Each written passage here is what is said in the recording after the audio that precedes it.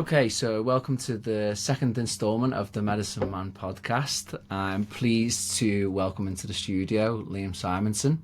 I appreciate it, thank you. So, welcome Liam. It's a pleasure to have you here. First of all, I just want to ask you a couple of questions. So, can you share a little bit about your background and how you first became interested in alternative healing modalities or plant medicines? It was around 8 to 9 years ago. I was a big fan of Joe Rogan, everyone was at the time, and I watched some of his content, and he was talking about there's almost an antenna that can be activated from substances which can and I just thought that's absolute stoner talk. I'm just not gonna listen. And then there's one time when I was getting stoned and I thought, this is going to be the perfect time to listen to some outlandish stories. So I put it on and I was like, what's this ayahuasca? Then I started researching ayahuasca. I came across a documentary called Enter the Fire, and it just showed you like 4 or 5 people's different journeys. And the one that really hit a core with me was a Wall Street, ball buster, put the money down and do that kind of guy, Joe, big income, went and took it, and it just changed his life so much. He donated all his money to build a centre out in Peru or somewhere, and that was from that documentary. So I was really like, oh my god, like how am I gonna explore this? It's out in the Amazon, it's out in places where you can't really get to. So for the listeners understanding about this, you're talking about ayahuasca. Yeah. And DMT. And DMT. Yeah. Okay, cool. So first of all, you were listening to Joe Rogan podcast. Joe Rogan, and then I spoke to a friend. Like I only listened to a clip from Joe Rogan, then I went and learned from other places, and then a friend put me onto the Amber Lion podcast and the Aubrey Marcus podcast, and then from that moment I had to call, and it was going to happen. Whether it was in Peru or wherever, it didn't matter. I was 100% committed from that moment. Didn't know how basically, but like I was committed. And then speaking to other people, they then put me in contact, and you find your way there.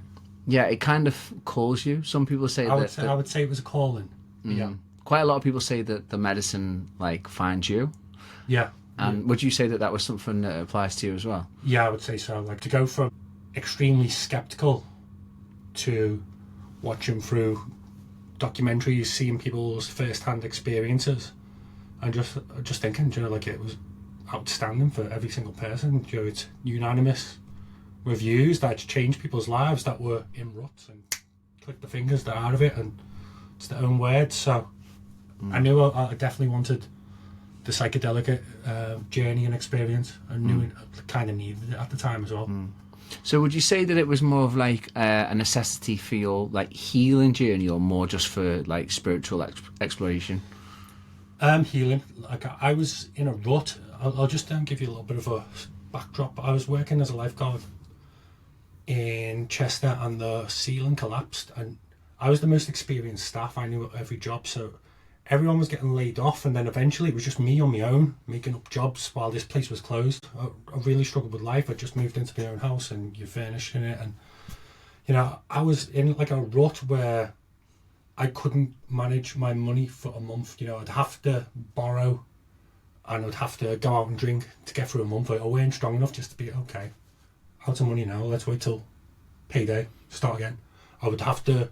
So I was just spinning the wheel and getting no traction. I was in that going nowhere cycle, and my friend contacted me and said he's got some DMT, and he can hook me up. And I was like, okay, this is it. I'm really just gonna go in. And I went in with the thoughts that I want every single benefit from this, the maximum. I don't care. I've heard suffering stories. I've heard, it was scary. I didn't care. And my friend was like, be careful. I was like, I don't care, mate. I want all the benefits. I want everything. I want the hardest hit, the gains. Psychologically, I was going to inhale and hold it in for as long as physically possible. So when he it's like a vape.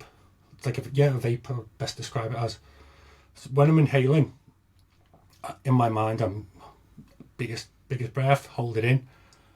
And there was like almost like a sensation of water going down your skin, but it's inside and it was slightly warm. Felt quite nice. And then when it got to like my hips and legs, I was like, oh, you know, this is weird. So I retracted my hold it in for as long as possible to let it out. A big cloud of smoke comes, and it was like there was a pink light coming above it. And I looked up, and you know, like if you've got like a laser pen in clouds, in like smoke, you can see bits of it. I could see a geometric pattern, and it was kicking in hard at this point. I look over to my friend, and he got a bit of experience, so he was just leaving me alone, and he's watching telly, and I was like, you know, and from that moment, 4 or 5 seconds, the room just pulled. I remember my last words were, fuck, I'm dead. I got beamed off. It's kind of like you're in space and you've just got a big light in front of you, energy, benevolent. Kind of understood everything, and it was giving me the message like, do you realise how lucky you are to be here? And I was like, oh, you're pretty lucky, you know, we're flying on a rock, you know, the odds in that happening alone, astronomical. So like, you extrapolate, and he's like, no, I'll show you the power. Who's showing you? It's like, if you could imagine just being in space, you know, you've got no body, well, I don't know, you're just first person perspective, and there was a super bright white benevolent light in front of me, and it just showed me the amount of energy required just to be on Earth, whether you've got no legs, whether you've got no torso, whatever. You know, like, it's like you realise how lucky you are, and it was showing me the energy, and it was like building up. In reality, in my friend's back room, when that energy was hitting me, apparently I was like letting stuff out, but with me, like I stayed in that situation for a while, and then at the end of it, I went to another place where it was like quite an amazing pattern. You know, like kind of like best describe it as a piece of artwork, and that's all you can see. Mm. And then like you're like, oh wow, and then it would show you something twice as impressive, and you're like, oh wow, that's pretty good. And then it would show you something like 4 times, and then that's when I started coming back. You know, I looked up at my mate, and he was like, "Oh, just go back to sleep." And you know, as you get your senses, it's almost like your consciousness getting teleported into someone else. Mm. So like when you're coming back round, you don't recognise the room for a few seconds. I remember thinking, this isn't real, this is too shit. Do you know, compared to, it can't be. So, compared to what I've just seen, like going from the Taj Mahal to, you know, like community centre. Something like, yeah. Even worse, to be honest with you. Oh, so, God. It was like... Is it that bad? No, his room's just a regular back room, but like, Joe, going from something that's so impressive and like you're unable to describe it, so impressive, to a normal room, it just seemed dead small, and it's like, no, this isn't real life. And as my senses were coming back, you know, I started like remembering, like, Jesus Christ, and you look at yourself and you can still see hallucinations a little bit, and it's not, when you hear of hallucinations, the obvious one is the Mars bar or something ridiculous. It was more like hieroglyphics along myself, and you know, like around corners of things. Yeah. And you'd look away and it'd start fading. You'd look back and you just want to hang on to it, but it goes so fast. So I had a similar experience actually. Did you? Yeah, with the hieroglyphics and things like that. The first time I ever done DMT, and it was that was in 2010. Yeah, it's 14 years ago now. And I just remember, like, you know, taking that last breath, and then just like, I was living at my mum's at the time. I'd done it on my bed. I was just lying there, and literally it was like pop. Before I knew it, like, it was like this really loud noise, and then before I knew it was just like there were these 4 benevolent beings, like very powerful, like, and it felt like at the time, and it still does now, like thinking about it, that they were like guides, spirit guides. You know, they were looking after me. Yeah. Their purpose was like, you know, not just looking after me, but they had, like, that's what they were doing.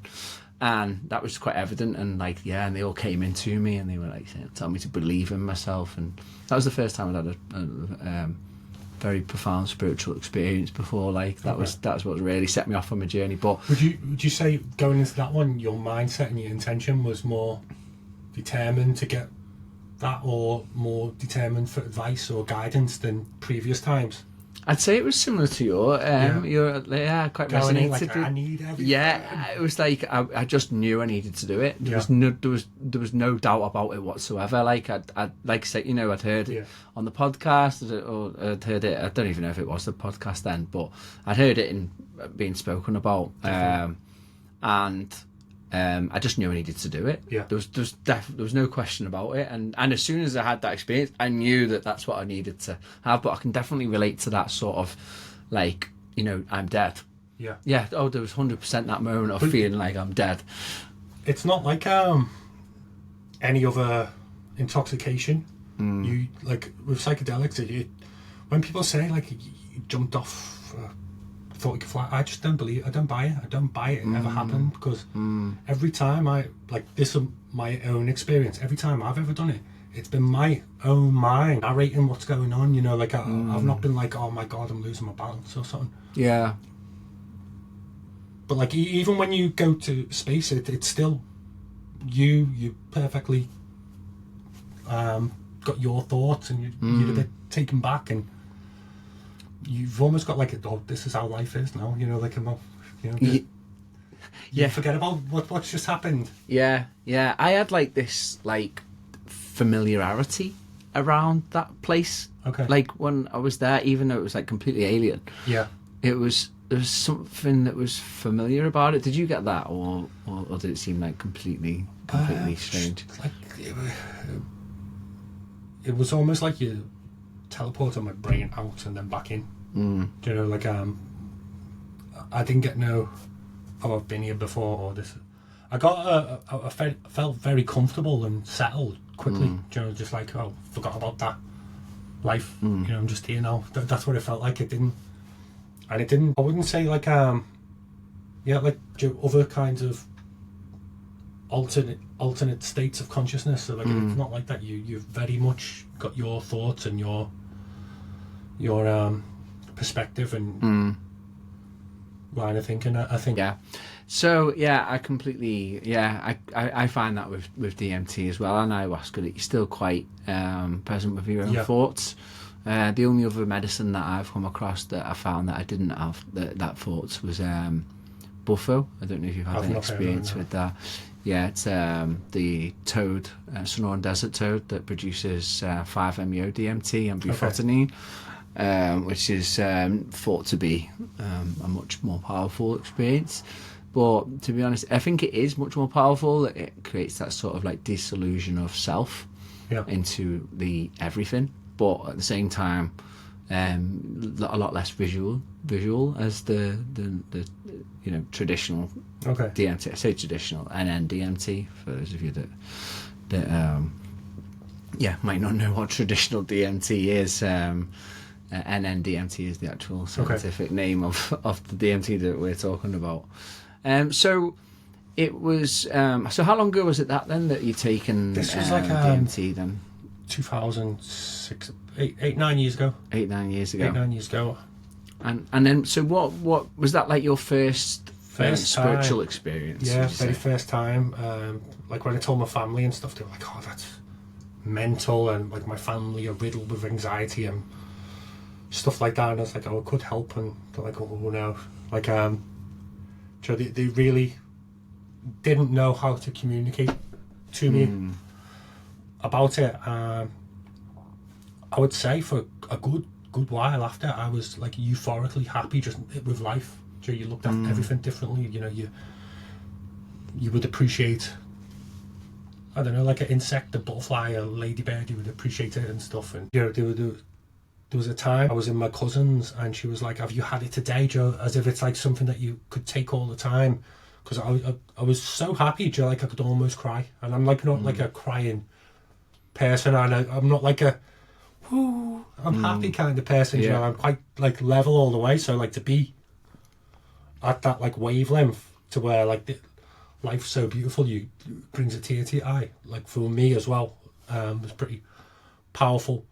Moving from there, I just started moving forward in my life, getting stuff done, going to places, and instead of just I got out of that cycle of borrowing money to get to the end of the month to go back out, and it just ended. Like it felt like I can't even remember how quick it ended, because I was just travelling everywhere. Just book a place, get off, book a place, and then I was inviting people back to mine. Just more outgoing, done better in work, just done better in life, to be honest. And that was from That's just the one go. That was the one go. That's and I can actually echo that for my own experience as well. The first time I did it, it was like something had completely changed in my life, and I definitely felt that sort of like happiness that lasted for quite a long period of time. So you had this experience, like what some would say a spiritual experience. Would you say that you're a spiritual person? I think you have to be afterwards. I don't think you could take it and then just believe like there's nothing. You'd have, it opens at least the possibility. I think even the most stern, this is it, once you're dead it's off for you, the most adamant, believe it in that kind of stuff, would definitely question it. You couldn't not do. I don't think you could take it and see the effects and the profoundness and just how it can change it. Like, more than anything, it is almost like God speaking to you. That's how I felt, like, lifted. If God commanded you to get your shit together, it would just get done, wouldn't it? It would be automatic. So, like, I felt like it had that kind of effect on me personally. Yeah, and similar for me as well. It was like, I mentioned about, that those beings that were saying to believe in myself, and it's like, well, I didn't realise that I didn't believe in myself, but then afterwards I was like, well, I better had to. I think, and it gave me like this real, so, like I felt like before I'd taken that, I was in a place of hopelessness, and like, what is the point in all this? And then all of a sudden there was some sense of renewed purpose or belief, as if like, oh, there is something, there's a reason why I'm here. It's not just, the mundane. So, what specific experiences or challenges led you to explore the world of plant medicines, apart from what you've just said? Was there anything that happened? Was there any like trauma from like childhood or things like that you were struggling with? Or I've never viewed it as trauma. Like, my dad was never in my life. He was a alcoholic, and he was in and out of prison a lot. My mum, schizophrenic, so being alone with her, I was quite scared of being alone. Like, if she had friends round or family round, it would be a different kind of intensity, let's just say. And then when we were alone, it was tough. But that's what it was. I always felt poor growing up. Poor. It didn't matter who I was with. I just felt poor. Like, single mother, we used to go hungry most Sundays. Rashford, it was before Marcus Rashford got involved in feeding kids, but it was routine. Just you would go to your mum and you would say like kind of Christmas is coming up, and you would ask for whatever it was, and she'd sarcastically reply back, "Oh, I'll get you 5, Joe," as a joke. So like, I've never asked for a Christmas present ever in my life. Never wanted anything. I've always been good, really good in my own company, because it's kind of left alone. So like, I don't feel like I carried trauma with it. I do feel like I felt poor. Like, in school, you look at people, and I suppose everyone does. Like, you'd have something in the back of your mind. But after taking psychedelics, both DMT and ayahuasca, when I started travelling, I went to France. I got invited to France because I let someone from France stay at mine, and he invited me to France. And I remember it being a Sunday. We were in Monaco. It was like a perfect day. You got Bentleys and all sorts of cars, but right by the casino, Joe, that you see that big glass ball or the fountain, and I paid for his dinner, and it just, I think that was the moment that cycle broke. From thinking I'm poor to being in one of the most expensive places in the world on a Sunday, the day before your mother's payday, buying someone else's dinner. So like, yeah, I think that's what ended that psychological deficiency, maybe. So after you'd done plant medicines, your life took a little bit of a different turn, didn't it? So can you share a little bit about sort of like how these plant medicines and DMT transformed your life? Like I said, I had no resolve to just wait till 6 days till I get paid to start again. If I was out of money but before the end of the month, I just couldn't be with myself. Couldn't do it. Couldn't get through a day, 2 days, 3 days.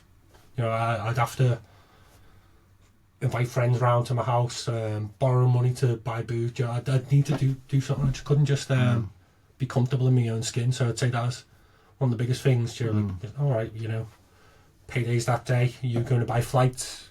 You're not going to borrow money to get pissed with someone who gets off the next day and you don't see till the next time you buy booze. You're going to do things that's going to benefit you and get out, see the world. And I would say that was the biggest transformation. Like, you could literally go on my Facebook and go down 8 years and you will see all sorts of good posts in good places, and then you go before that, in work, Costa, outside of work, they were the highlights. It just went from a place of, oh, that would be nice, to like, right, I'm doing it.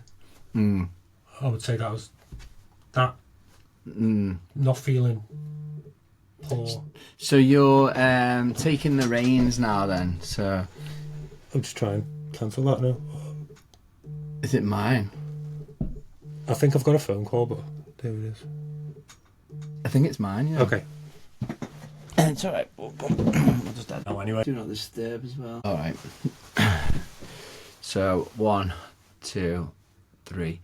So, your life took a little bit of a different turn after we done the... sorry. Well, first was the DMT, and that was I'm like... just going to start this again. Sorry. 1, 2, 3. So your life took a little bit of a different turn after the plant medicines, and you've been on a bit of a interesting journey since, haven't you? Can you share a little bit about that? Well, I started travelling a lot and just being more open.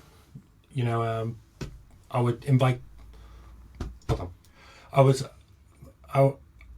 set up a Airbnb account, a couchsurfing account, and over the time from the ayahuasca to I left my house, it was just guest, and I was really like happy to show them round and let them stay, and built a lot of friends up. You don't make friends with every single person that comes to your house, but like a lot of friends, and then they would invite me, like that French lad. He's just came to Birkenhead. I showed him around Birkenhead. I'll be going to Marseille this year.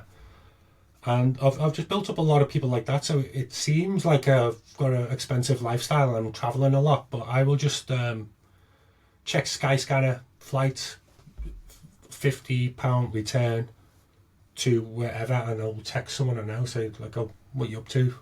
They'll say, nothing, come visit, £50, that's your holiday, done. So you have like an Airbnb or something like that, is that I did for around like 6 years. It started with couchsurfing, so like I'd let people stay at mine to get reviews, so when I go away I could stay at other people's, because they'd be able to say, oh, Liam was a good, read my public reviews, and it'd be like, Liam was a good person, he's hosted people. So I've done that quite a lot before making content and travelling. And so can you tell me a little bit about some of the interesting things that have happened then on your journeys? Travels? Well, the beginning of last year, like this time last year, I went to Turkey. I'm quite a wild person. I'll have a beer, and it could be like a dodgy crowd. They'll say, oh, we want to go there. I'll go right to the end, put myself in a little bit of harm's way and stuff. So I had that kind of experience everywhere I went with Turkey, because you get scammers, and I'd be thinking, oh, this is a scam, so I'd go along just to find out, kind of thing. And I was going around enjoying myself, and I was doing a live stream. This is in Mardin, this is right by the Syrian border. I was doing a live stream, and I let the audience suggest what to do. So they'd be like, go into that shop and drink 4 coffees or whatever kind of thing. So someone said, go and find a donkey, and we're going up these like side streets, and it's dark and it's dodgy, and then some dodgy character comes and he's like, oh, you want weed? And so, what do you reckon, boys? So we were following him.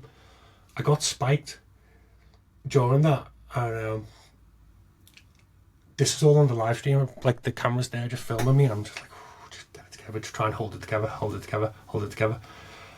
And they wanted to charge me money for drinks that I didn't have, because other people were with me. They must have been like, oh, we'll give them this and make them buy drinks all night or whatever. I don't know what the scam was, but it seemed to be something like that. So, who were the people that you were with? random people. Oh, so just people that you'd met on the... Not even met, like I'm walking around vlogging, like live, so people are seeing live, so my family are seeing this. And then I asked, should I go with this guy? They said, yeah, so I'm going with the guy. And then he just sits me down, and like I don't remember. I remember looking, and people like must have been saying, get out, abort and stuff, but I couldn't read the writing. So I was like that, trying to read it, and oh God, no way. Like I'm gone. And then there was a dispute over drinks that I didn't have, and then I ran off. It was like Assassin's Creed, really old, narrow roads, and like I'm running.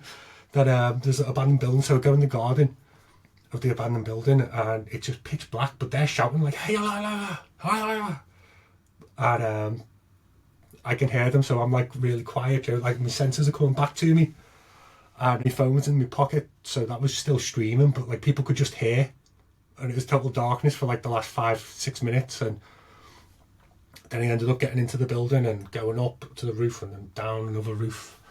But I've got like a few clips on my phone, Joe, when I'm like getting my senses back, just walking down like stairs, like just like barely able to speak. So anyone comes around this corner to getting it, kind of thing.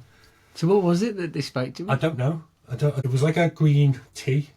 Right. So like it just green, and they gave me one. I went, necked it, sat down, offered me another one, and I turned it down. But like I don't know, like no hangover. Back to my senses, like I've got videos to like of me like recording, to like, because it was you're on the Syrian border, you're high up in mountains, and it's beautiful, and you see like lights and stuff. So you go from incoherent to not total blackout for a solid 25-30 minutes to fully coherent. You wake up, no hangover. You wake up, you're on the phone to people and stuff, like, well, not wake up, you'll come to your senses, kind of thing. So I don't know what it was, but there was a window, it was just darkness. Like, so you were out, but like I'm not out on the video. Oh, because I'm still live streaming. Oh, so you just can't remember that? I don't remember. I wow. don't remember. No. Wow. Like, so but you managed to escape. Yeah. Was that before it had kicked in properly, or was no? He sat me down, and I remember like one of my last memories was like trying to read the message, and I couldn't read the writing. Like that's how like quick it settled in, and like it's if you Google Mardin, it's like a biblical like town in the mountains. There's all big stone, like Assassin's Creed style. And I just have flashes of going through like like you could be in a coffee shop and it's all these like historic like pathways, and it didn't matter where, like it could be a hairdresser's, it was all historic, like proper stone everywhere you went. So I've got like a little flashes.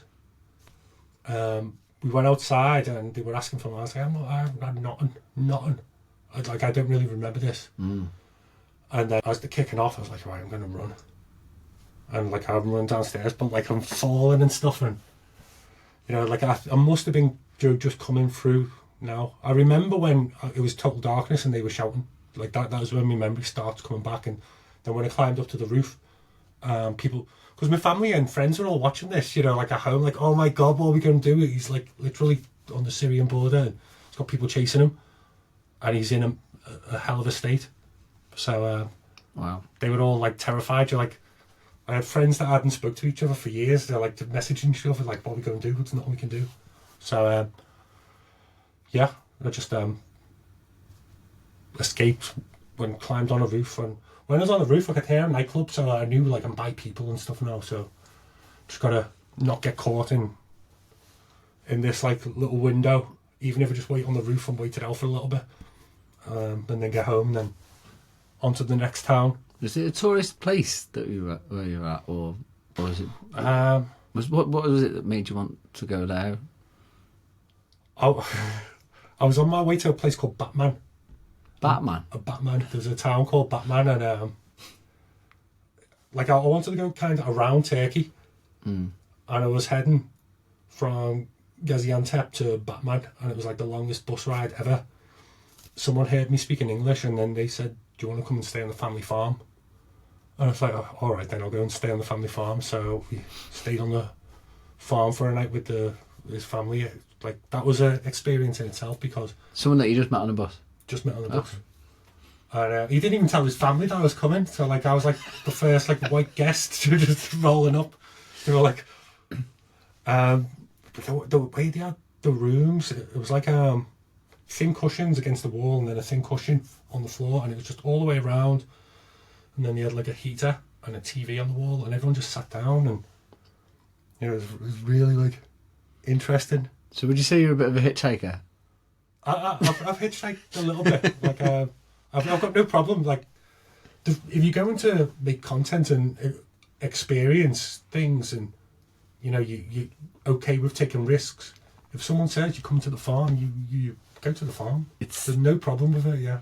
It's incredible, like, because I've been following your stories and the places that you visit. Like, I find it fascinating that you know, and I think it takes quite a lot of courage as well, doesn't it, to just.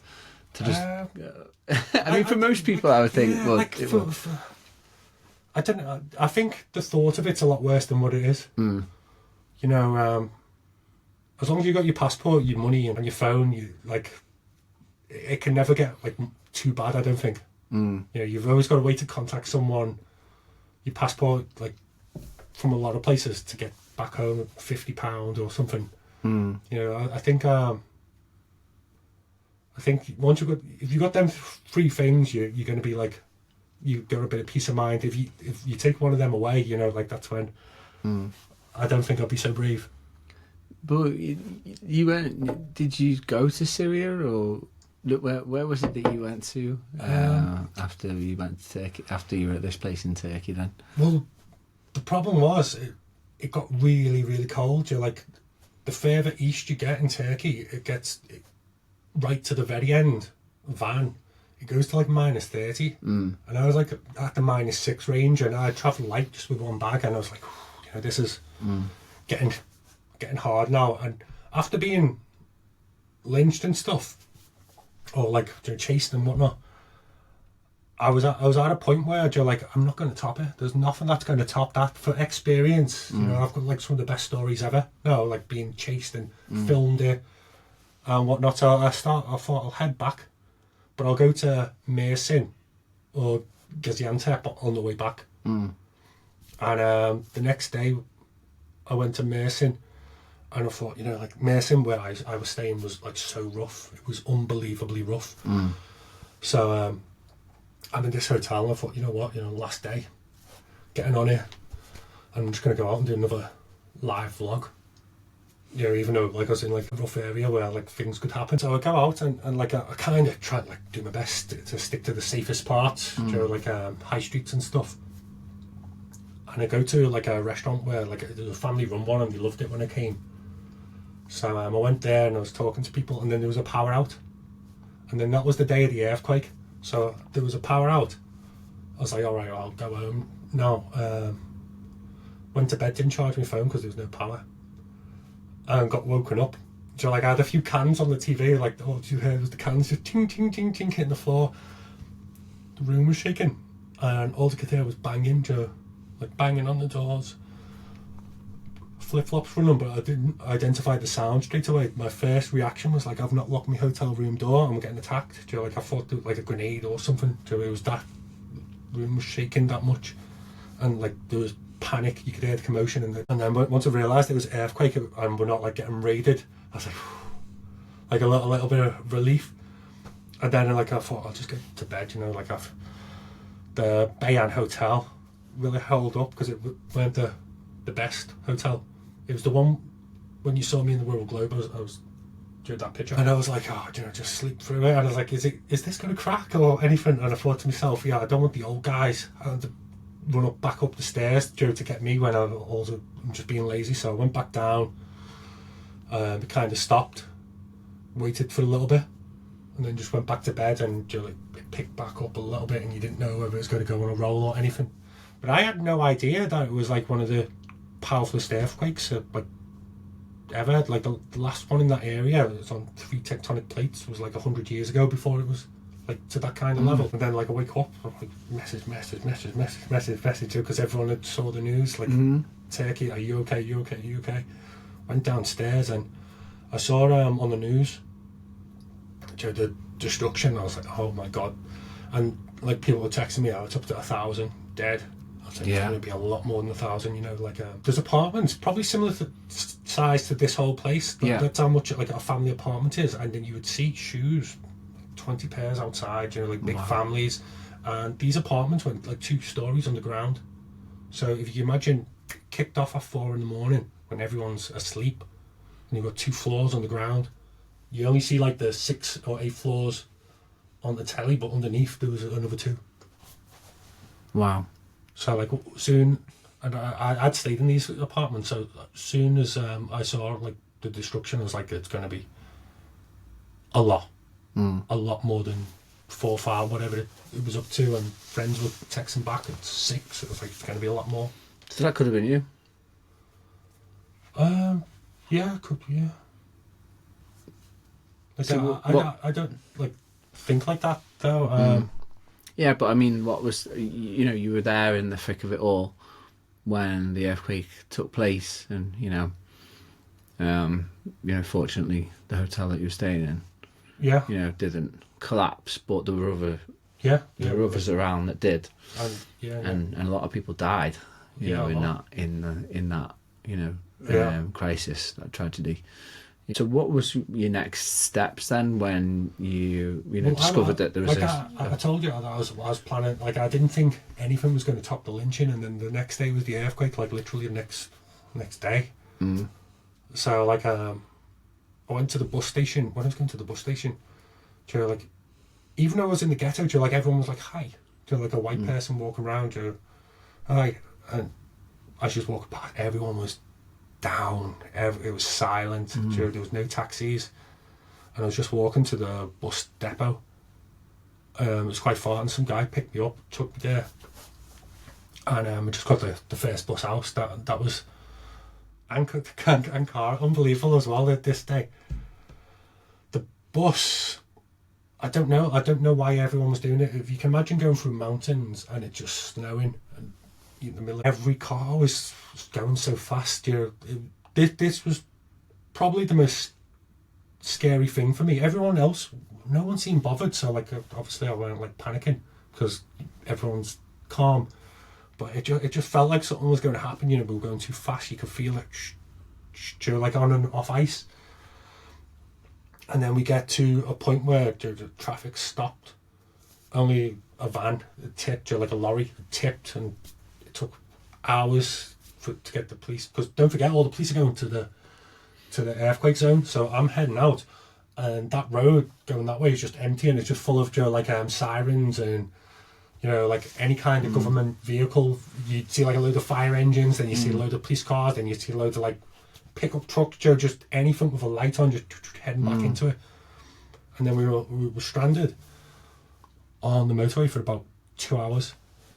I booked my Airbnb in Ankara on the way, so I got there late after they got the cars back on the road. And actually, once we started moving that way, there was a crash on the other side. You just saw them all gridlocked then, and there was no. I don't think there was any reason to drive it as quick as what they did. You know, it was like they were desperate to get out the area. So I get to Ankara, go to the location where my Airbnb is, and it's run through an agency. So say you don't know computers, or you don't know how to operate the platform, someone else would say, okay, I'm going to make you this much money. All you got to do is let people in. So I go there, and he's like, no. And I was like, the address? And he's like, no. So like then I phoned the woman up, and I said, there's some guy there. He's saying no. I was like, put him on the phone. Then they have an argument. Bear in mind, it's like 11 o'clock on Airbnb. You can't book another one after 11 o'clock for that night, and it's -6 where I am. Like snow everywhere. And I'm just like, oh my God, what a day.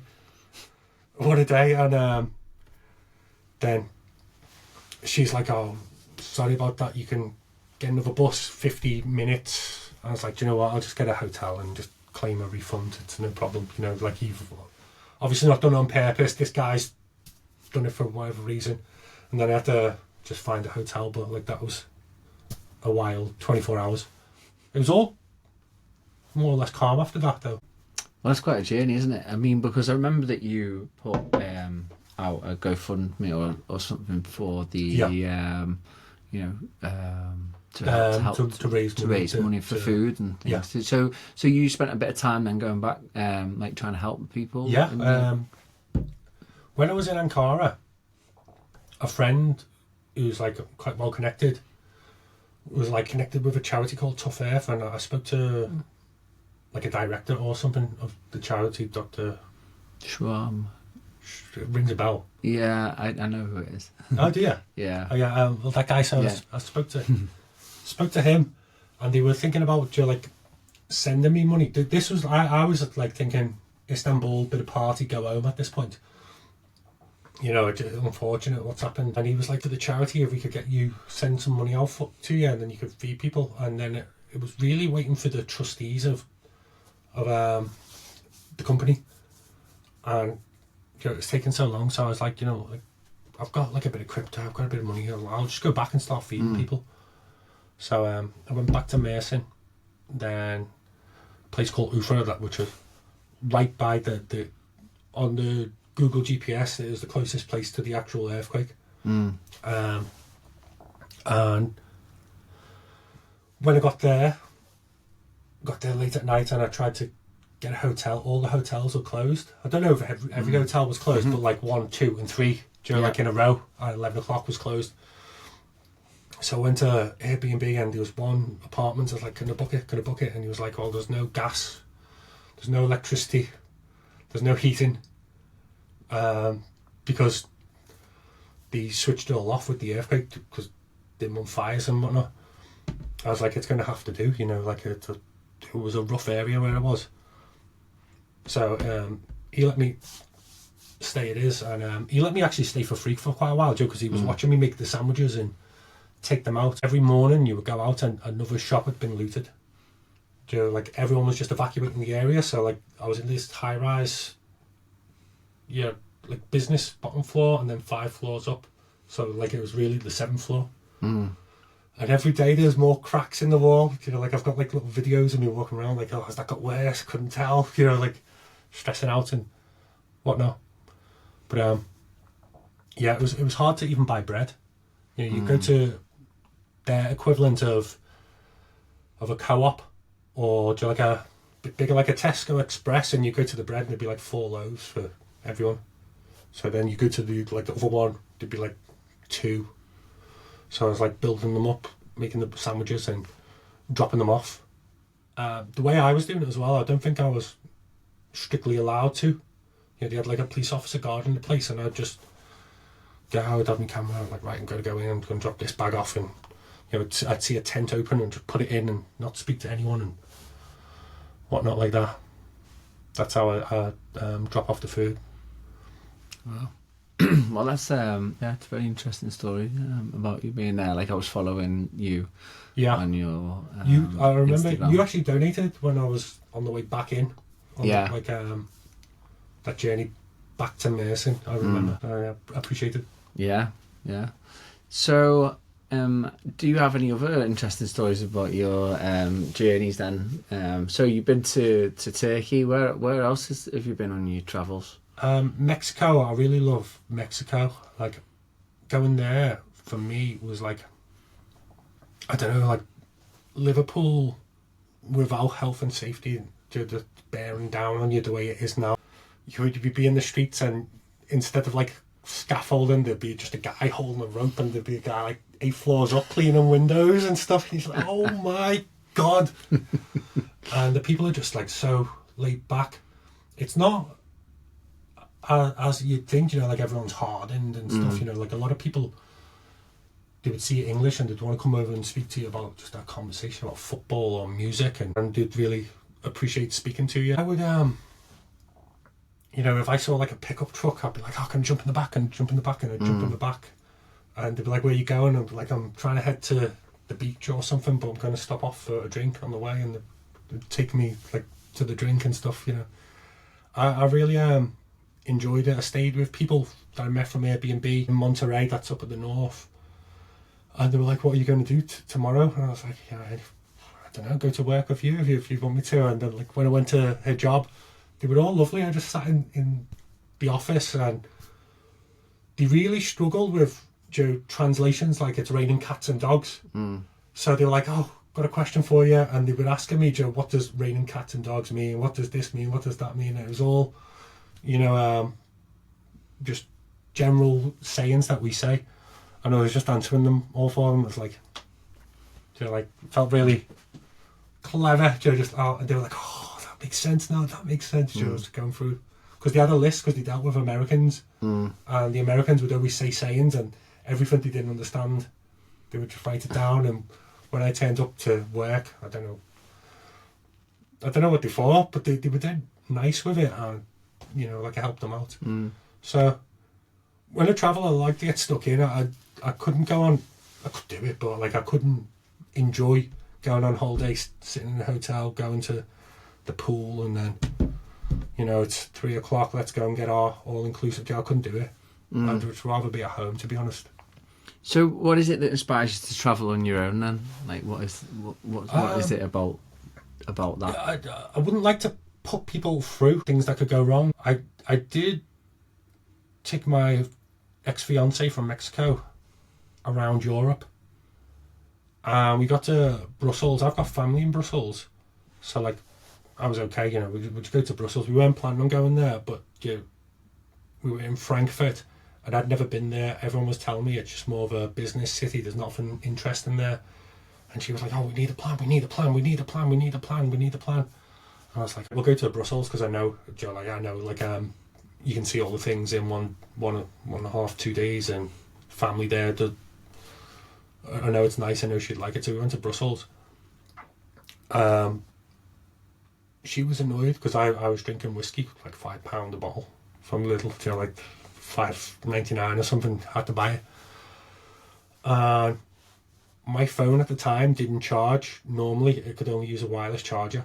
So, like, if you imagine I'm on the bus, you've got the phone on charge, and I start going asleep. The wireless charger fell off, rolled down the aisle. She saw this all happen, said nothing.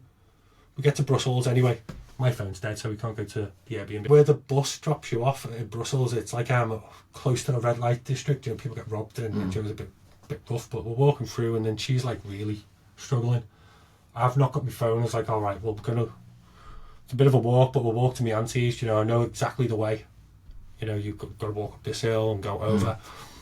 And you know, she's whinging. She speaks to someone. They say, oh, you know, it's bad to walk. And it's like 100% know the way. We get there and everything's fine. She wouldn't do it. So we ended up getting the bus. Ended up like a different part of town, having to walk back. And then she has this meltdown. And she's just like, oh, like crying on the homeless, and like, can't believe you've done this. And you know, like, she's getting irate. I was like, oh, you're really not helping, you know. I didn't know that she'd lost the charger at this moment in time. The plan would have been just go to a bar, plug it in, and then confirm, get to where you need to get to.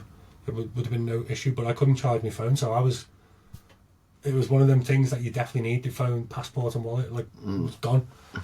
So, we was by where the European Union is, and we were just walking. I saw some woman, I was like, how could you tell us where, like, a hostel or anything, the closest thing is to walk to? And the closest hotel was, like, I don't know, £300 a night. And she was like, do you want to stay at mine? I was like, yeah, okay. So we stayed at hers, and then the next day we sorted it out. But that was a tough one, Brussels with a girl. And that's partly why I travel alone.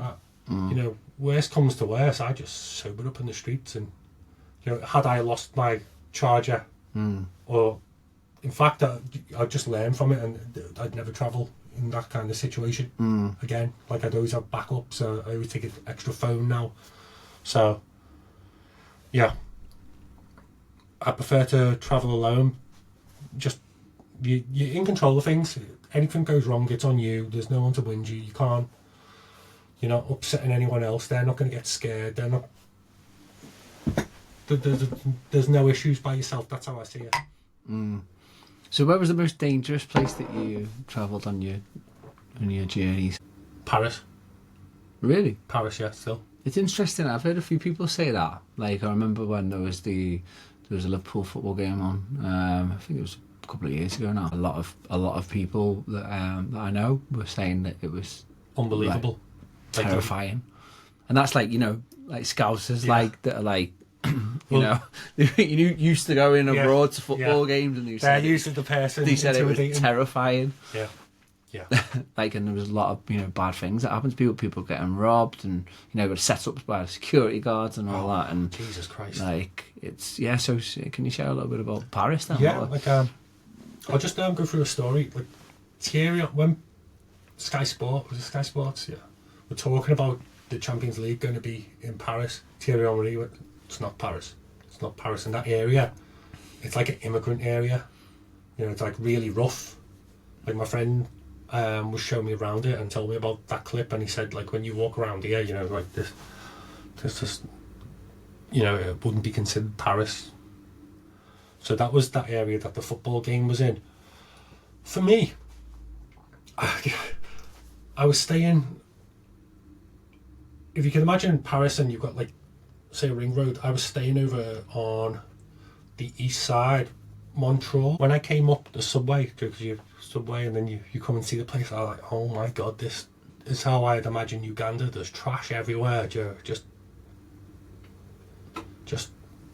didn't look nice. And I went to just a normal shop, and the shop ripped me off. And normally I would say something, you know, like, I got a little whiskey, coke, a few little bits, and let's say it came to €17. They're like 21, and you're like, I was about to complain, and I looked up, and it was just big guys just looking at me, just like, I was like, oh, 21, yeah, no problem. You know, is it worth €3 or whatever? Just to, no. Then when it was like around the Eiffel Tower, it just scam after scam. Just anyone who wants to stop you asking for something is most probably after money in some way or another. I was up, yeah, I was walking to the Eiffel Tower. Someone comes up with a clipboard, just stop child abuse or something. You know, who's not going to sign it? And then as you, like, put your name, you get to the end, and you see, like, donations. Like, oh fuck, don't want to be donating to, you know, it's definitely not official. You know, at this point, and they're just following you around. So it's like £2 to go away. Then I was up by Secretaire. You get these guys, Hakuna Matata, and they're like really high energy and stuff, and, you know, they're probably scoped the people out who they want to distract. So, like, they grab your wrist and they're trying to put a band on you. And I had my whiskey, and I was the only thing in my, like, man bag. And some old woman was, like, shuffling to my bag. I was like, what are you doing? You know, like, don't take me booze, kind of thing. And she was like, no. And then the guy was like, no. It was like, it was so obvious that there was some sort of conclusion, because they're both saying no. And, like, a bit later on, the police were there. It was like that. Like, almost. You've got to be aware. You've got to be aware in Paris. Got to be aware in the subways. You can't just be on your phone like that. You know. So I'd say Paris. And even when I was with my friend, we were walking down, like, a rough area, because they have, like, a metro line all the way around. I don't know if it's all the way around, but it's quite far anyway. And underneath the metro are the shelters, not shelters, Joe, because it's, you got a bridge. Underneath the bridges, you just have mattress bags. So we were walking through this area, and I don't know, there was two Arabic lads, like a bit taller than me, but like skinny, and like we're walking, and Joe, like, Joe, you just give someone a glancing eye. And then he said something to me, and I was like, oh, sorry, don't know. And they're like, don't know. Joe said he was kicking off a little bit. But my friend spoke Arabic straight away, and a bit later on, he was like, they were testing you then. I was like, what do you mean, testing? And it's like, oh, they were just testing you. I was like, well, what do you think would have happened? And it's like, I don't know. I was like, well, I don't know either, Joe. They seem very skinny, and, you know, they didn't seem like the type of people who would test someone, let me put it that way, Joe. Kind of Peter Crouch physique. Bit taller than me. So it was just so bizarre, Joe, like to have someone from like one of these bad areas, Joe, someone of that frame, kick off, Joe. I would have never known he was kicking off until, Joe, like someone touched me or something, because I didn't speak the language, but my friend said, yeah, they were kicking off. But when he spoke Arabic, you know, like they were like, oh, it's okay. So they're mainly like immigrants then that are in this that you were coming across in Paris. Yeah, I wouldn't say it was the native French population. No, it's because you always think of Paris as like, I don't know, like for me, like if I think of Paris, like just think of like, you know, little coffee shops and frogs' legs, snails. I don't know, like kind of like a romantic kind of place. You know what? You could really like take some Instagram pictures in Paris. Yeah, you've got to get up early and be strategic about where you go before the crowds get there. But it is beautiful everywhere you go. It's probably bigger than London, especially for grandness. Like London, you start walking out and you find yourself in the sticks very quick. Yeah. Whereas Paris, it just seems grand for a long time. I don't know if that's a fact, but it feels that way. That's what it feels bigger. Like. So, what is it that actually inspired you to start vlogging anyway? I actually started vlogging, recording the first time I went to Mexico. I didn't have like a good enough camera or any experience, so I was just like, you know, like on a video of where I was and whatnot. And like, I never done nothing with it. I was looking at the SD cards one time when I was with my ex, and I plugged it in, and like the first photo or like first clip, I was like with a girl, and she was like, "Oh." Second clip, like I could see it was going to be another clip, like just walking with a girl, and I was like, "Let's just delete it." That was the whole thing gone. So I never started making content up until lockdown, the first lockdown. You know, you had all the time in the world, so you've got no skill, no ability.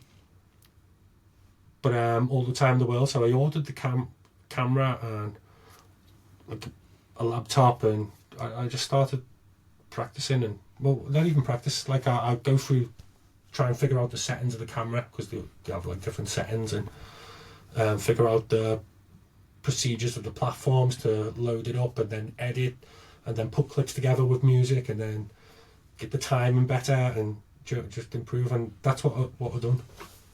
So that's how I started. And I've always thought, when I travel, if I got half decent at vlogging, the videos would be really good. Because of the kind of things that I like to do, risky-ish and fun and a lot of banter. So how would you say that plant medicines played a role in your explorations? I reckon I would have been in a dead-end job that I didn't like, fighting for like a £1 promotion to really put fingers to the grinder kind of thing, just trying to climb a slippery slope just to be less in the hole at the end of the month. I think I would have been on that cycle. I don't think I would have I don't think I would have travelled anywhere near as much. I wouldn't have met my ex-fiancée, some Mexican, really, really beautiful. You know, she wouldn't have been coming over to the UK to live for 6 months. I would have been in a lame job, I'd probably been out of shape, or maybe I would have had enough naturally about myself to just hold in shape. But it's like a complete thing, isn't it? You know, like if you're weak in one area, if you've got a bad leg, you know, eventually your hip's going to be bad as well because you're off balance. And I just felt like it was that, you know, like once you were galvanised and you could go through the mundane, you could toughen up, you could get things done that you needed to get done, and you weren't like waiting on other people to come travel. I want to come travel. Like, I'm booked. If you want to come, I'm going on that day. If you want to come on that day, I'm not going to stop you. That it went from you know, like we should, and you know, like you set up a WhatsApp group. One person stops responding, another person stops responding, one person leaves the group, and the plan, the dream was dead. Do you know what I mean? You always plan to go on holidays in groups, and you know, I just found booking it myself and going myself and doing everything myself, you got more done.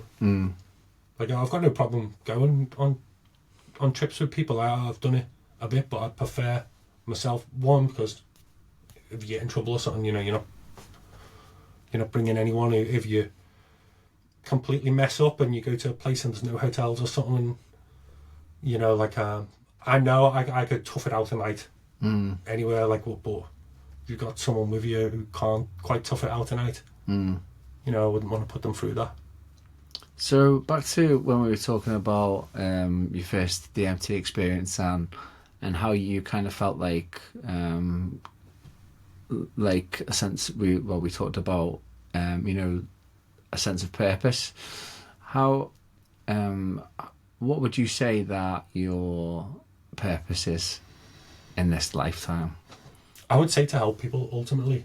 Like even when I was vlogging, there was a lot of depressed people watching my vlogs, and they'd reach out to me and they would say my mental health is down the toilet. You know, I've really found a bit of a release watching you just go around Birkenhead, Ellesmere Port, you know, not the most glamorous places to vlog. So yeah, a lot of people would reach out and inbox me saying like I've helped them and stuff. And also it's gave me like a chance, like I can just FaceTime, how's it going, mate? What's up with that? You know, your girlfriend's, you know, you've got to get yourself back in shape now. You know, this is, you can't sleep. This is the time to be getting up early and getting a few miles in, you know.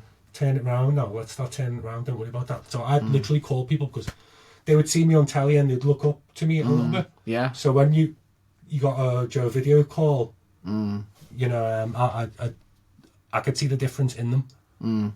You know, like they would start working out and they'd text me and I'd be like, oh, nice one. You know, like I'll give you a shout out in tomorrow's video kind of thing for it. And, you know, I think helping people a little bit has been good.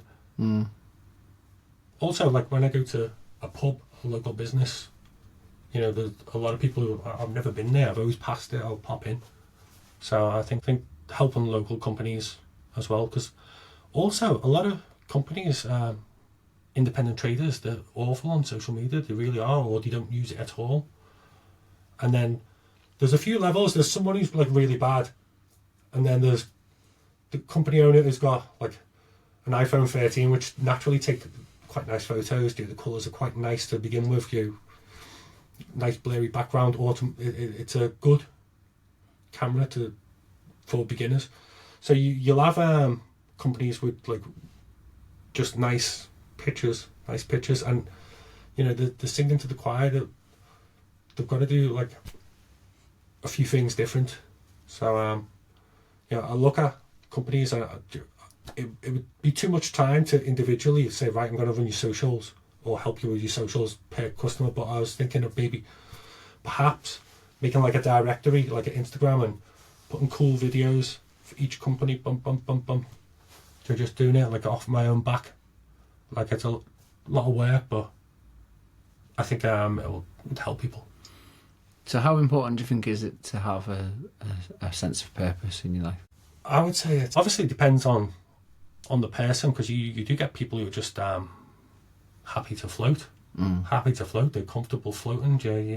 Emmerdale's on at 5 o'clock. They're going to be watching that, and like for me, like I'm definitely the type of person who'll need a purpose. Like I could fall into a rut. Just when I say a rut, just like I'm talking about doing nothing. Yeah. Just scrolling away on my phone or something. Like I can do that, or I can be up at 5 in the morning every single day and like literally killing myself in the gym, and it on or off kind of thing. So me with a purpose, I'm fitter, I'm more generous, I'm more fun to be around. Me without a purpose, I'm like a bit of a mannequin. Like I'm not the most outgoing person. I'm slightly naturally introverted, so you put me in a group of people who I don't really know, that might not take my humour the right way. I'm a little bit weird with my humour, so when I'm myself around new people, there's a good chance they're going to think, who's this guy? He's a bit weird. So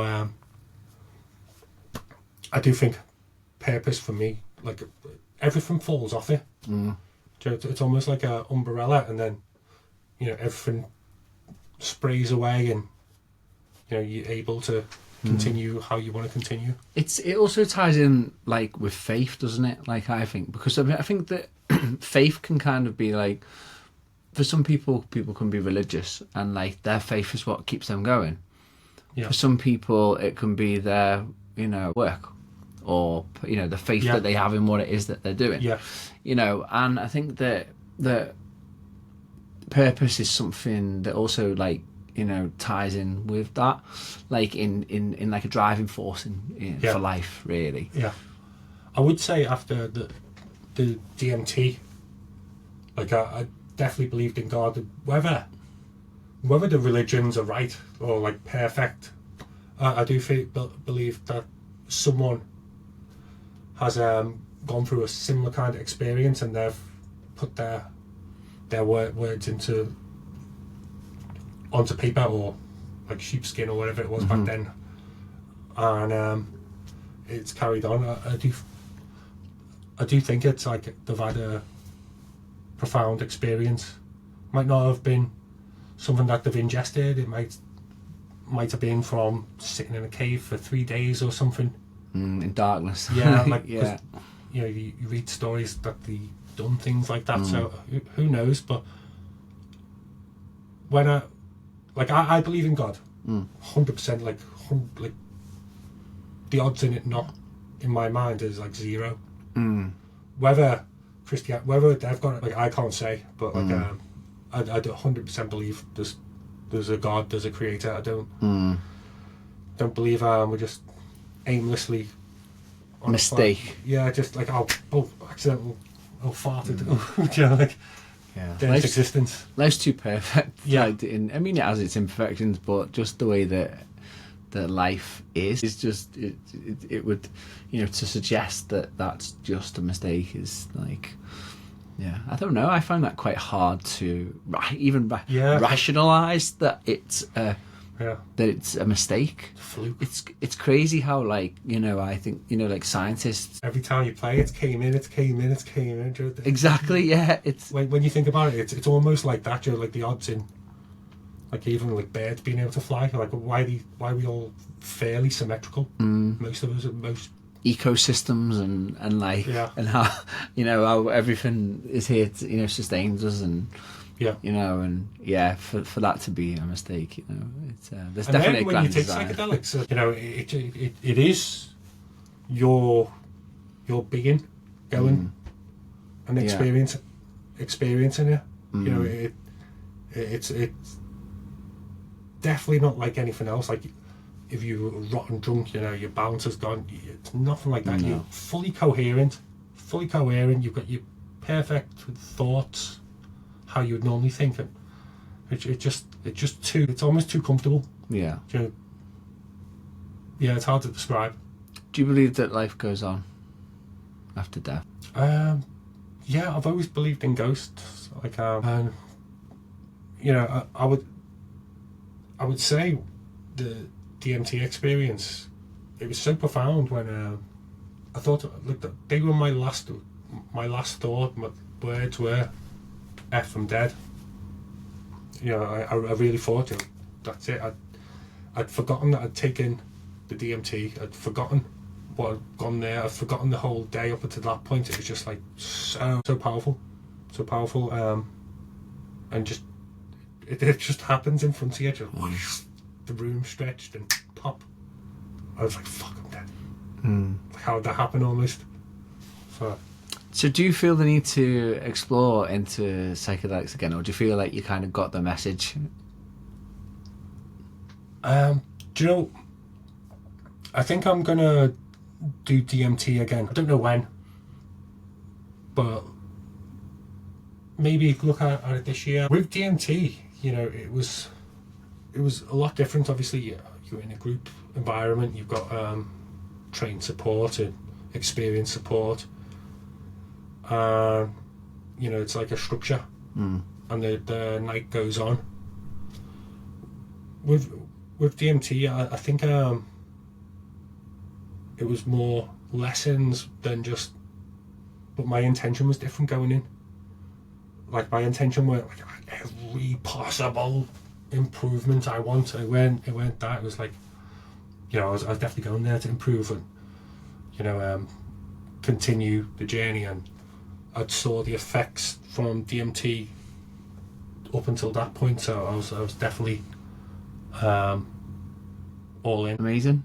All right. Thank you, Liam. Thank you for being a guest. And yeah, good seeing you. Thank you very much. How long did that go on for?